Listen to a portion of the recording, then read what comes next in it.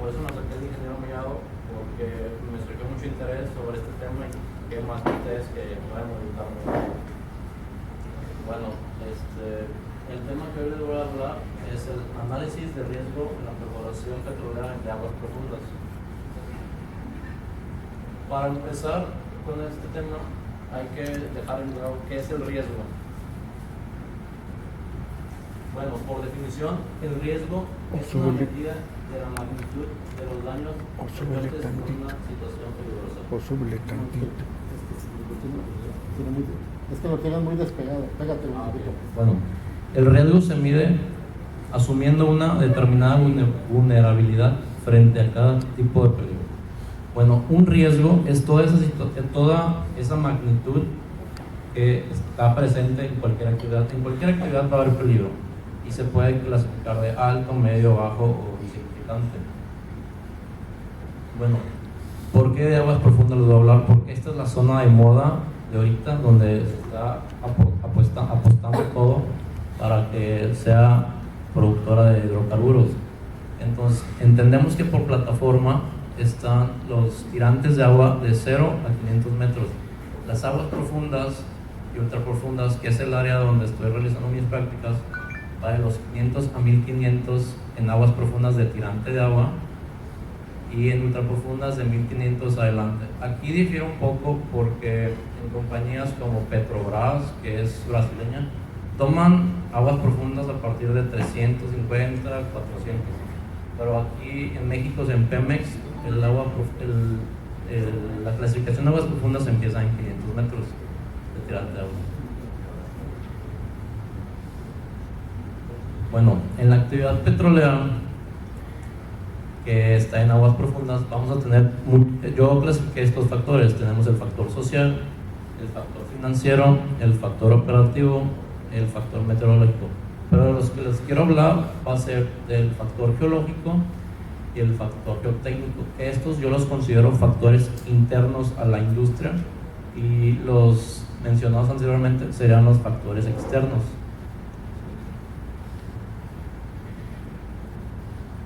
El geológico y el geotécnico.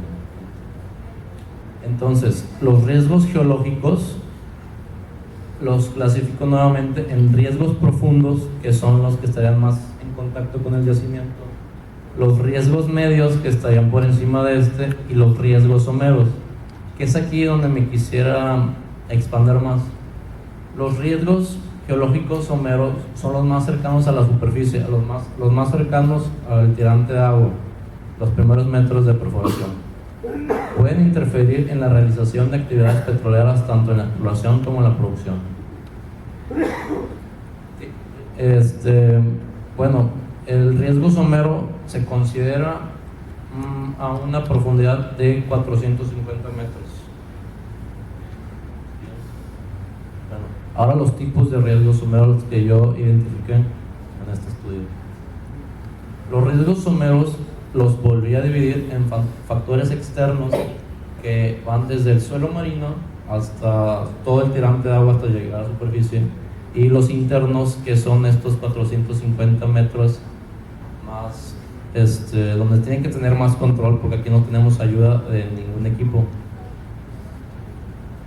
Bueno, y los riesgos externos, que son los que les decía del suelo marino sobre el tirante de agua, vamos a tener que conocer los ambientes marinos extremos, como el oleaje, los vientos, las temperaturas, las corrientes submarinas. También entra el flujo de detritos y la topografía del fondo marino. Aquí la topografía del fondo marino, estamos hablando de unos 500 a 1500 metros en la profundidad. Entonces no tenemos visión de cómo es el suelo marino. Aquí gráficamente es una representación 3D de cómo es el suelo marino. Esta montaña, llamémoslo así, tiene una altura de 1500 metros. Entonces, imaginemos estos 1500, y aquí ya estamos hablando de que la plataforma empezaría por aquí. Entonces el suelo marino realmente es como lo tenemos aquí expuesto, una sierra, entonces solamente que está cubierto por agua. Bueno, los cambios meteorológicos. Aquí entra un fenómeno que se llama la termolina, que va de la mano que la incidencia del sol en el agua. que las aguas superficiales son más calientes gracias a la incidencia del sol, y a medida que se va profundizando sobre el tirante de agua, llegamos a tener temperaturas de 4 grados. Entonces esto impide que fluya el hidrocarburo o cualquier actividad que tengamos. Va a ser muy difícil tenerla a 4 grados. Otro fenómeno sería la termoalina. Esto ya es globalmente, son todas las corrientes cálidas, unas corrientes más frías que circulan en el globo, y si nosotros nos situamos en unas corrientes ya establecidas, vamos a tener afectaciones en nuestras perforaciones, en nuestra infraestructura que tengamos en la superficie. Bueno, este es un proyecto en el que trabajamos, que es el metoceánico. Para nosotros medir la velocidad de las corrientes sobre el área que íbamos a trabajar, se contrató otra compañía que nos hizo este diagrama.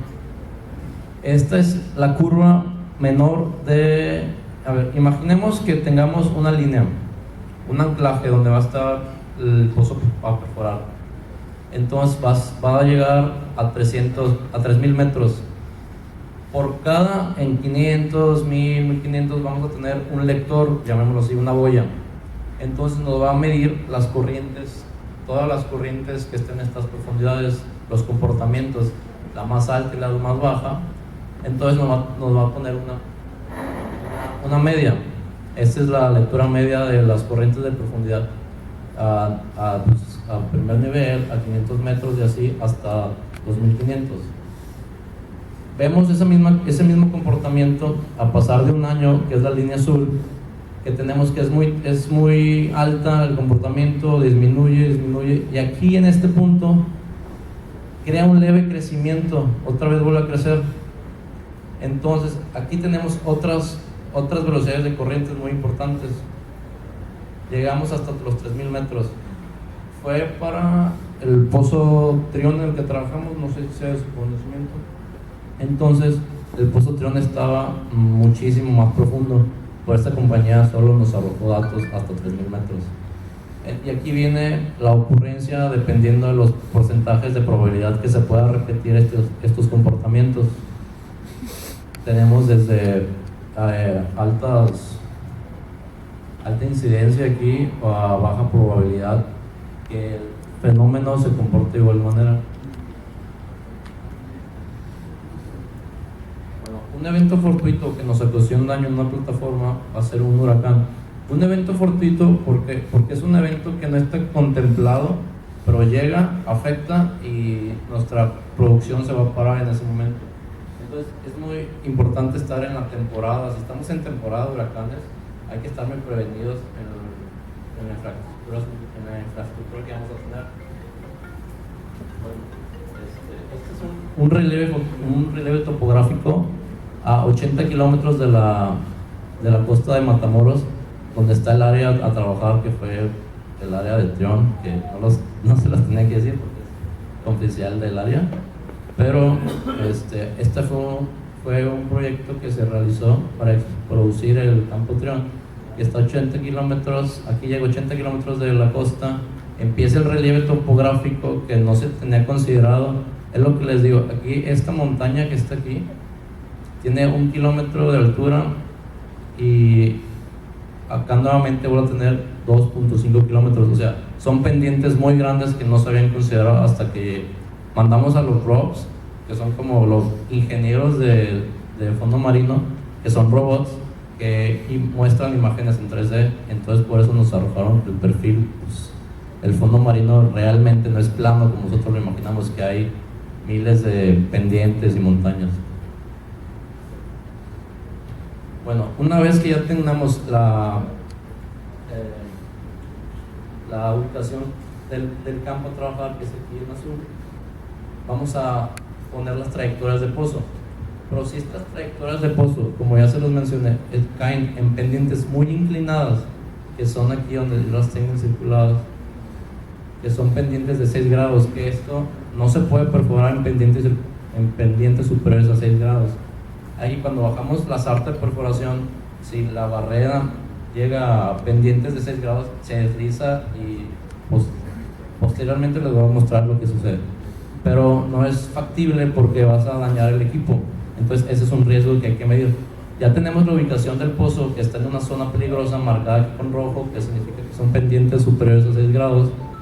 Hacemos una reubicación de la trayectoria de los pozos, la acomodamos sobre el mismo campo, sobre la misma área que va a ser productora, pero lo vamos a acomodar en otra área que no esté esa pendiente, o que sea una pendiente más manejable.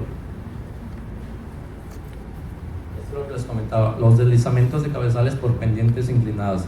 Si la pendiente inclinada es mayor a los 6 grados, el cabezal se nos va a echar a perder. Va a ser un riesgo en la producción, nos va a parar producción, vamos a perder tiempo, vamos a perder dinero. Es un riesgo que hay que contemplar.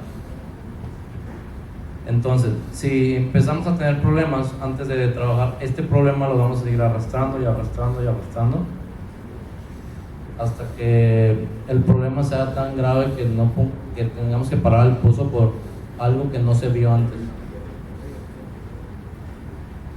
Bueno, otro riesgo va a ser los flujos y erosiones del suelo. Si nosotros ponemos una trayectoria de pozo aquí sobre unos flujos que ya están naturalmente hechos, nos va a presentar flujos de detritos o simplemente sedimentos acarreados y nos va a taponear nuestras instalaciones o afectar nuestras instalaciones submarinas. Entonces, ¿qué se hace? Si aquí tenemos el canal o el canal ya erosionado por el paso de detritos, se hace nuevamente una reubicación. Hay que tener esos canales muy bien delimitados para no caer en ellos y que no ocasionen daños a la infraestructura. Es aquí el comportamiento de los flujos de detritos. Empiezan con los desprendimientos de las plataformas continentales, su deslizamiento, y es cuando entran a la deformación plástica, que es el smog, y luego se convierte en flujo de detritos y corrientes turbíticas, que esto es el material más fino, que es el más fácil de transportar, pero es como si tengamos nuestra perforación y estuviera lleno de polvo cada rato. Entonces se llega a taponear o a corroer, y hay que tener la reubicación de pozo cuando esto pasa. Y ya hablando de riesgos internos, vamos a tener los comportamientos geotécnicos, que son cómo nos va a responder el pozo ya cuando tengamos nuestra perforación. Aquí tenemos gráficamente lo que nos interesa. Ahí tenemos el barco obteniendo datos, que va lanzando lecturas a diferentes puntos, y las vibraciones llegan y son acá captadas. Entonces nosotros nos va a interesar los primeros arribos, que son los offsets cortos. Los largos y los medios ya no, porque no comprenden a los 450 metros que son los someros. Entonces tenemos que tener mucho cuidado con el comportamiento de los primeros 450 metros de suelo marino, que son el riesgo somero. Otro problema va a ser al momento de tener registros, los registros nos van a arrojar manchas más fosforescentes. ¿Y estas qué significan? Bueno, estas manchas que se ven aquí encirculadas son anomalías de amplitud, ya sea por variaciones litológicas, por sedimentación compleja, o puede incluso ser arenas muy sobresaturadas, o algún hidrocarburo que se haya ido, o agua o arena, que si perforamos por una zona donde no hay control, porque el registro no nos va a detectar aquí porque son zonas sordas, entonces los registros no viajan por estas zonas. Otro riesgo a nivel somero van a ser los cuerpos de arena con gas o los cuerpos de agua. ¿Qué pasa si perforamos un cuerpo somero de gas? A nivel tirantes de agua muy grandes, como lo son en aguas profundas, este fenómeno no es muy presente, pero al ir recolectando información de riesgos con el geofísico, con el perforador, con el geólogo, me di cuenta que cuando perforas un cuerpo de gas entrampado a nivel somero, en tirantes de agua más cortos, lo que pasa es un fenómeno. Nosotros perforamos y entramos al cuerpo. Lo que va a pasar va a ser como un efecto de jacuzzi. Va a empezar a fluir el gas y por densidad va a empezar un burbujeo. Aquí hay unas pequeñas burbujas. Va a empezar un pequeño burbujeo y por densidad el barco perforador o la plataforma perforadora que esté en tirantes de agua más cortos va a ceder por la densidad del agua, de la mezcla del gas con agua. Entonces el barco perforador va a ceder y pues va a hundir, va a empezar a haber mucho burbujeo, mucho escape de gas. Si perforamos agua, esto sí ya puede ser en tirantes cortos o tirantes largos. Si perforamos un cuerpo de arena con agua, lo que va a pasar es un efecto un poco similar. Vamos a perforar, si nuestro objetivo está aquí un poco abajo, el agua nos está interviniendo. Entonces lo que va a pasar con el agua va a ser que va a ser un efecto de lavado. Va a lavar toda esta zona, va a ser como un efecto de cono, va a lavar toda esa zona porque toda esa agua encapsulada va a salir. La sarta de perforación ya no va a estar sujeta y los efectos geotécnicos ya van a hacer que no tenga cimiento la sarta de perforación. Entonces va a estar bailando, y como son tirantes de agua no tenemos racer telescópicos, tenemos los racer fijos, los que no se mueven.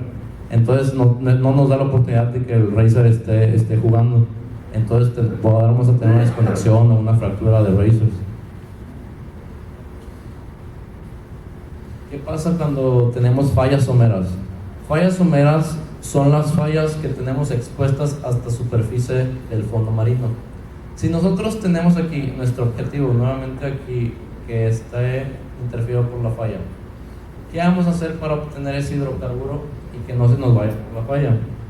Lo que va a pasar, tenemos nuestro hidrocarburo aquí, tenemos una falla arriba del hidrocarburo. Por esta falla está conectada al suelo, al fondo del suelo marino. Si perforamos y le damos con el yacimiento, el fluido se va a ir sobre en la falla y va a escapar. Vamos a tener pérdidas. El fluido se va a ir por la falla porque es la vía más rápida. Entonces nosotros nos ubicamos unos metros antes de esa falla comunicada, perforamos, revestimos, cimentamos, bajamos nuestras TRs. Entonces ya podemos perforar esa falla sin la posibilidad de que el hidrocarburo se vaya por esa zona, porque estamos taponeando todas las vías. Ya estamos indicando el camino, indicando el camino del hidrocarburo que vaya sobre el tubo de perforación y no se escabulle por la falla. Algo muy característico del Golfo de México es la tectónica salina. Tenemos muchos cuerpos de sal en el fondo marino. ¿Qué es lo que pasa? La tectónica salina, lo que ocurre, lo que nos afecta es que nos modifica toda la perforación. Entonces tenemos que la tectónica salina es como si estuviera viva, se mueve, entonces nos deforma los estratos, nos los rompe, nos ocasiona fallas, pliegues, y se siguen haciendo capas en la tierra, pero esta tectónica salina sigue moviéndose. Entonces, de originalmente estar así con una capa salina tranquila, a medida que se van sedimentando las capas, se van haciendo plegamientos, entonces de un periodo a otro ya nos modificó toda la estructura. Este es el comportamiento de la sal. Llamemos sal alóctona a la sal que no se mueve. La sal autóctona es cuando estos cuerpos de sal, a medida que se van estratificando las capas, sube, está rompiendo, está causando fallas, está causando modificaciones. La sal alóctona, al llegar a un punto que no tiene tanta carga litostática arriba, ya no tiene tanto peso sobre ella, ya no la tenemos aflorada. Entonces lo que hace, empieza a tomar este movimiento. Como ya no tiene la presión que tenía al estar en estado autóctono, el estado alóctono ya no lo podemos ver, por eso es más difícil, porque no la vemos a relieve, la tenemos que ver en registros. Y es muy difícil porque la sal es un cuerpo sordo. En la sal no entran los registros sísmicos.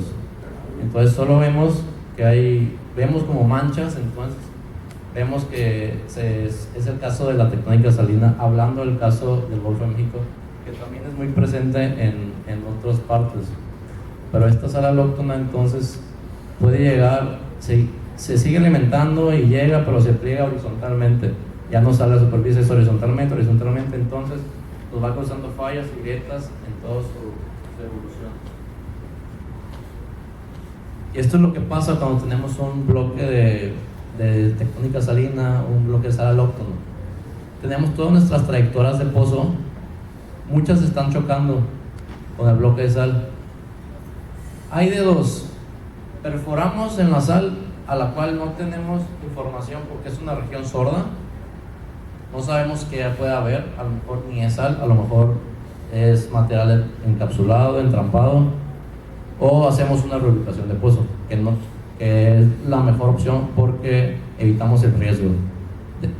Todo esto se trata de minimizar el riesgo o estar bien seguros de todas nuestras actividades para no presentar riesgo, que son pérdidas.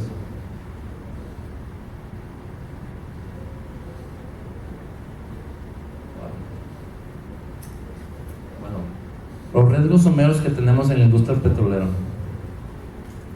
Esta ya es muy conocido por ustedes. Estos son los tipos de plataforma para la industria petrolera.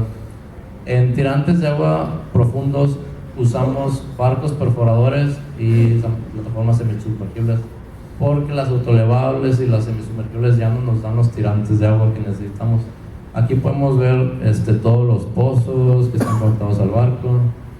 Cuando el campo está lejos de la plataforma sumergible, porque es muy costoso moverlo, mandamos árboles, bueno, se conocen como árboles de perforación, los pozos alimentan a los distribuidores y por eso el hidrocarburo sube hasta plataforma sin necesidad de estarla moviendo. Todo es submarino, toda la infraestructura es submarina. Esta es la que les mencionaba, la infraestructura submarina. Tenemos los Magnifuel, tenemos las cabezas de pozo, bombeamos todo por conductos. Estos serían los ingenieros de superficie. Estos robots nos graban todas las actividades que hacemos y toman muestras. Y son los que toman las imágenes en 3D y gracias a ellos conocemos las condiciones del fondo marino. Y así se vería una infraestructura en el fondo marino. Es un campo minado, o sea, nosotros podemos tener en una montaña, al lado de una falla, los distribuidores pueden estar en diferente camino. Entonces, nosotros no estamos trabajando en una región plana donde podamos instalar cabezales y cabecitas de árbol y líneas de distribución. Nosotros estamos trabajando en un campo minado donde en cada equipo tiene que haber las condiciones óptimas. Aquí se hizo un control para que el suelo estuviera apto en los 6 grados, aquí también, en todos se hicieron. Entonces la infraestructura está desplegada en el fondo marino, en todo el fondo marino. Y aquí es como si aquí tuviéramos una falla que está viviendo este equipo. Es que es muy complejo la distribución del equipo. Entonces, para no presentar riesgo, el equipo abarca mucho espacio. Bueno, y mis conclusiones fueron: en la industria petrolera se debe considerar hasta los mínimos riesgos. Permite la identificación de zonas potencialmente riesgosas. Disminuirá el riesgo del impacto del mismo y el impacto del mismo. Impactará de manera directa en los tiempos y los costos de los proyectos de inversión. Vamos a obtener mayores eficiencia de los proyectos. Vamos a tener seguridad en los procesos. Vamos a cuidar el medio ambiente. Esto se debe porque la industria petrolera no es solamente la actividad de extraer el hidrocarburo. La industria petrolera va desde que tenemos la idea del campo hasta que vendemos a nuestro comprador, le vendemos el producto final. Entonces, ¿qué va a pasar si tenemos un riesgo desde que estamos planificando el pozo, que tenemos una zona? Vamos a estar arrastrando ese riesgo por toda nuestra cadena de producción, por toda nuestra industria petrolera, y va a aumentar los riesgos. Este proyecto se trató porque sí conocieron el caso de Macondo. Bueno, fue una plataforma que explotó porque no se hicieron los análisis de riesgos correctos. Entonces, Esta es una manera de estandarizar los riesgos para iniciar todas las actividades petroleras, como si fuera una lista de cumplimientos. Hay que cumplir muchos parámetros para que nuestra industria petrolera no sufra daños desde el principio hasta el final. Y bueno, por mi parte sería todo. Una de las razones por las que me acerqué con el ingeniero fue porque cuando estuve exponiendo esta experiencia en Colombia, los alumnos y los otros expositores no me preguntaron, y yo siento que necesito más empaparme de esto. Entonces sí me gustaría que fuera una retroalimentación, un diálogo con ustedes, o si no me fui muy claro en algún, regresar y retomarlo. Por lo Muchas pronto, gracias. Espero que sea un tema nuevo e interesante para ustedes. aplausos por lo pronto.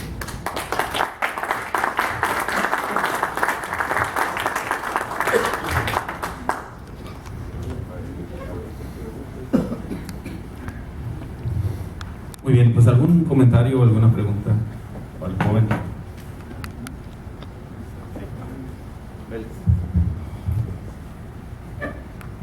Bueno, los riesgos, está claro que viste diferentes etapas y todo eso, pero bueno, hay mucho más riesgos, ¿no? Porque vamos a suponer que tenemos sulfídrico o algún otro componente que tienen que tomar medidas también, ¿verdad? Tener los detectores, en fin, eso es ya parte de lo que realmente ya se conoce.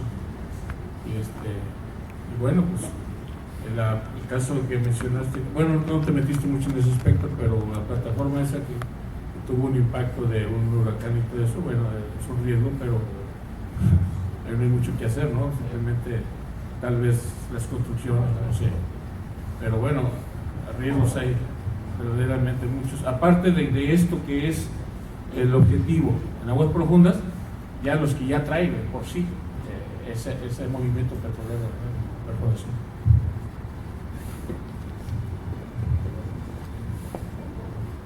Muy bien.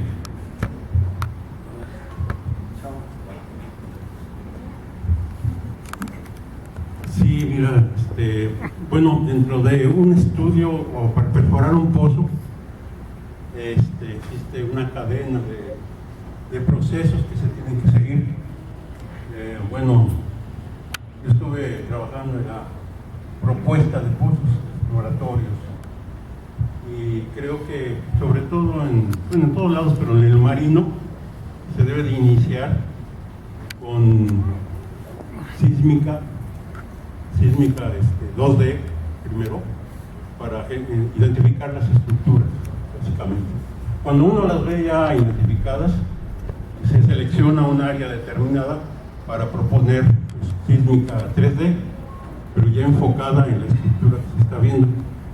Para eso, te digo, son 2 años o 3 años que se llevan, porque después de la sísmica entra el proceso de la información, el proceso sísmico.